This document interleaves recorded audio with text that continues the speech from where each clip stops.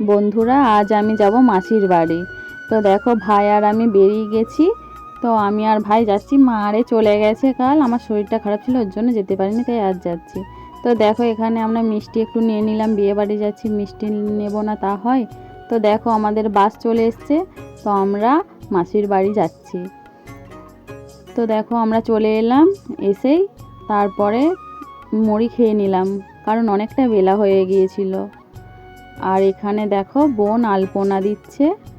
এখানে ছাদনা তোলা হবে, আর এখানে অনুষ্ঠান শুরু হয়ে গেছে গায়ে হলুদের। আর এদিকে যা সব নিয়মকানুন আছে সেগুলো সবাই মিলে করে নিচ্ছে। তো দেখো, পান পাতার মধ্যে তেল দিচ্ছে, আর সেই তেলটা পড়ছে চালের মধ্যে। তো এরকম নিয়মকানুন আছে আমাদের। আর এখানে সবাই মিলে গায়ে হলুদ দিচ্ছে।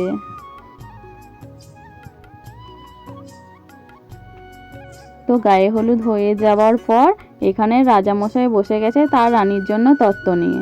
তো তত্ত্বগুলো আমি আর বোন দুজন মিলে সবার হাতে হাতে দিয়ে দিচ্ছি, তার রানীর জন্য নিয়ে যাচ্ছে। তো চলো, আমরা সবাই যাব এবার গায়ে হলুদের তত্ত্ব নিয়ে। আর এদিকে দেখো, আমরা সবাই মিলে বেরিয়ে গেলাম তত্ত্ব নিয়ে এক এক করে। তো চলো, তত্ত্ব নিয়ে যাওয়া হোক রানীর বাড়িতে।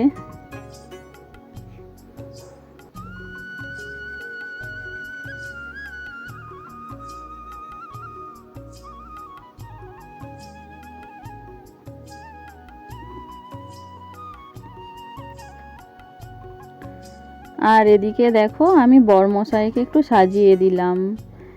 বরমশাই যাবে তার রানীকে আনতে, তার জন্য বরমশাই রেডি হয়ে গেছে। আর এখানে দেখো, তার গাড়ি চলে এসছে তার রানীকে আনতে যাবার জন্য। আর এদিকে আমরা সবাই চলে এসেছি বরযাত্রী। তো দেখো, এখানে সবাই বসে আছে আর সবাই মিষ্টি জল খাচ্ছে। তারপর চলে যাব আমি একটু ঠান্ডা খেতে। তো আমি একটু লস্যি খেয়ে নিলাম, আর তার সাথে ফুচকা ছিল, ফুচকাও খেয়ে নিলাম।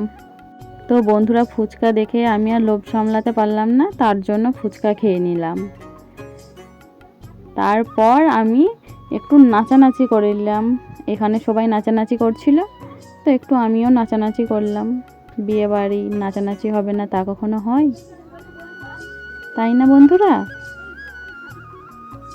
আর চলো, আমি যাব এবার বউয়ের কাছে। তো বউ যেখানে বসেছিল সেখানে নেই, চলে গেছে ছাদনা তোলায়, কারণ বিয়ের লগ্ন ছিল একটু সকাল করে। তো তার জন্য বউ চলে গেছে ছাদনা তোলায়। তো চলো যাই, গিয়ে দেখি ওখানে কি হচ্ছে।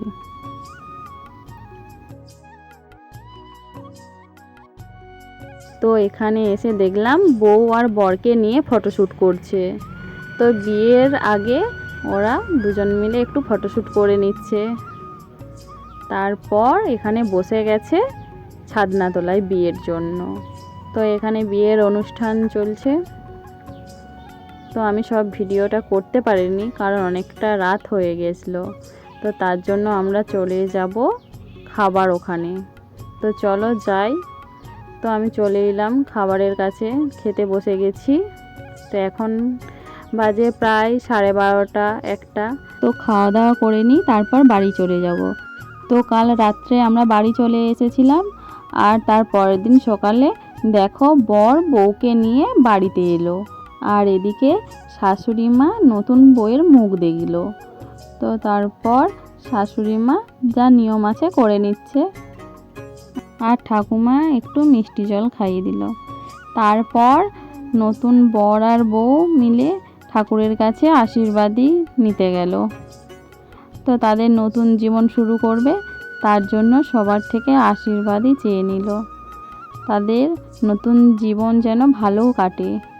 আর এখানে তাদের ননদিনী তার কোলে কলসি তুলে দিল, আর যা সব নিয়মকানুন আছে সেগুলো সব করে নিচ্ছে এক এক করে।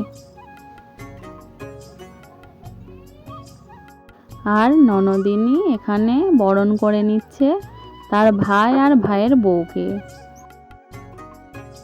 তো তোমরা দেখতে থাকো আর কি কি নিয়ম কানুন আছে সেগুলো। তারপর এখানে বর তার বউকে নুয়ো পরিয়ে দিল। আর আরও একবার সিঁদুরদান করে নিল। তো তোমরা আশীর্বাদ করো ওদের দাম্পত্য জীবন যেন ভালো কাটে। আর তার পরের দিন সকালে আশীর্বাদীর অনুষ্ঠান শুরু হয়ে গিয়েছিল। আর দেখো এখানে বড়রা সবাই একে একে আশীর্বাদী করে নিচ্ছে। প্রথমে দাদু ঠাকুমা আশীর্বাদী করে নিচ্ছে তাদের ছোট ছেলে আর ছোট বৌমাকে। তো এখানে যারা বড় ছিল তারা একে একে সবাই আশীর্বাদী করে নিল, আমি তাদেরকে আর দেখালাম না। তো এখানে আমার মেসোমশাই বসে গেছে তার ভাই আর ভাইয়ের বৌমাকে আশীর্বাদী করতে। তো করে নিল। আর এটা হলো আমার মাসিমণি, সেও তার যাকে আর দেওরকে আশীর্বাদী করে নিল। আর এটা আমার মা আশীর্বাদী করছে। আর আমার মামিমা এখানে আশীর্বাদী করে নিচ্ছে।